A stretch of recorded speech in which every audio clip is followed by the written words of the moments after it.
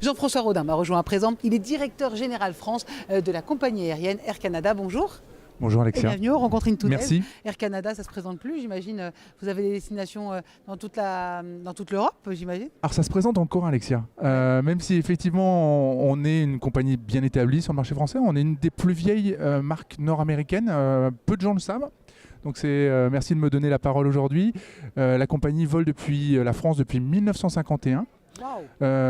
Avril 1951 on continue et chaque année on essaie de lancer de nouvelles destinations. Alors pendant longtemps on s'est cantonné au marché principal qui est Paris-Montréal, bien entendu, et puis cette dernière décennie on s'est ouvert sur de nouvelles destinations en province, en région, Lyon, Marseille, Nice et cette année Bordeaux. Donc voilà, donc on est une vieille dame, on fait partie de la nouvelle, de l'ancienne économie.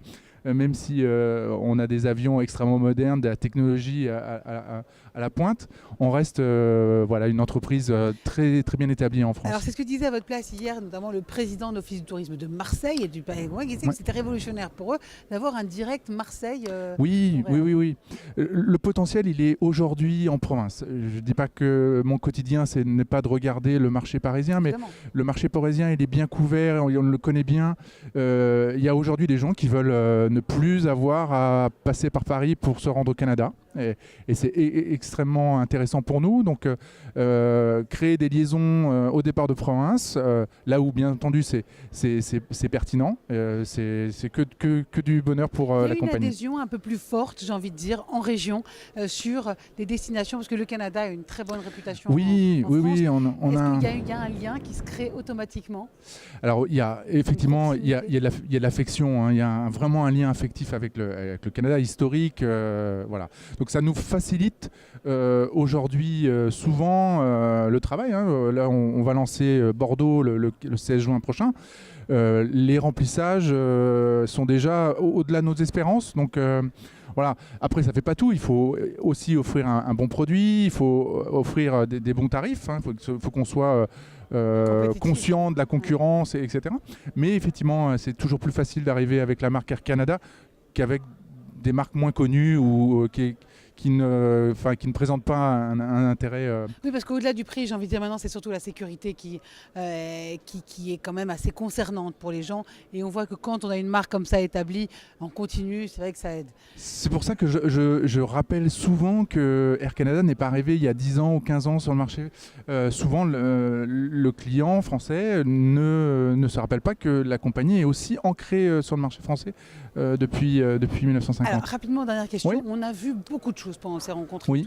des besoins, des envies de révolutionner le tourisme, la façon de marketer le tourisme, l'utilisation des réseaux sociaux, des influenceurs, des journalistes, des blogueurs, de voir comment il y avait une vraie réflexion autour de cette économie créatrice d'emplois, pilier de l'économie mondiale, on l'a vu. Vous-même, vous êtes en perpétuelle innovation, disruption. Comment justement cibler, fidéliser, targeter vos clients? Alors, vous avez utilisé le mot qu'il faut, c'est disruptif. On est dans un vrai tsunami. Aujourd'hui, nous, les compagnies aériennes, qui sommes d'un ancien modèle, habitués à ne pas voir notre écosystème changer depuis de nombreuses années.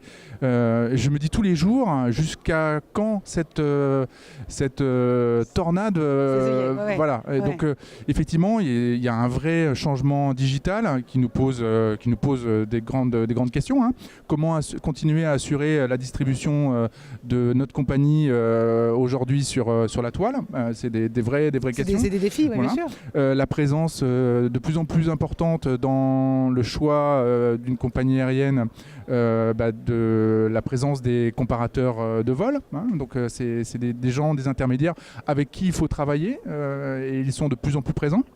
Voilà, donc il y a un vrai changement de la comment dire, de paradigme. Exactement, c'est le mot que je cherchais, paradigme. Voilà, le marché est en pleine révolution. Votre principal objectif, c'est forcément de s'adapter et peut-être même de devancer cette société 2.0, c'est ça? Et voilà, d'apporter du contenu, d'apporter de la valeur ajoutée la valeur ajoutée pour le client, bien entendu, en proposant de nouveaux produits, des produits additionnels, de faciliter sa réservation, et puis de la valeur ajoutée pour nos équipes, parce que nos équipes, elles sont aussi, on va dire, victimes, je ne sais pas si c'est le terme à utiliser, mais elles sont aussi questionnées dans tous ces changements. Hein. Donc il faut leur permettre d'apporter toujours de la valeur ajoutée à nos clients. Très rapidement, vous allez lancer donc le Bordeaux-Montréal. Combien d'heures ? C'est l'actualité. Alors c'est 4 fréquences donc à partir du 16 juin voilà, jusqu'au 15 septembre d'abord, et puis certainement plus en 2020. Et c'est 7h30 de vol. Ah, c'est rapide. Voilà. Ça va, c'est pas C'est extrêmement facile. Voilà. Très bien. Bon, en tout cas, donc, le Bordeaux-Montréal, bientôt lancé le 16 juin prochain. Jean-François Rodin, merci beaucoup. Merci, je rappelle que Victor. vous êtes directeur général France de la compagnie aérienne Air Canada, que l'on aime tous. Merci beaucoup. Merci bien.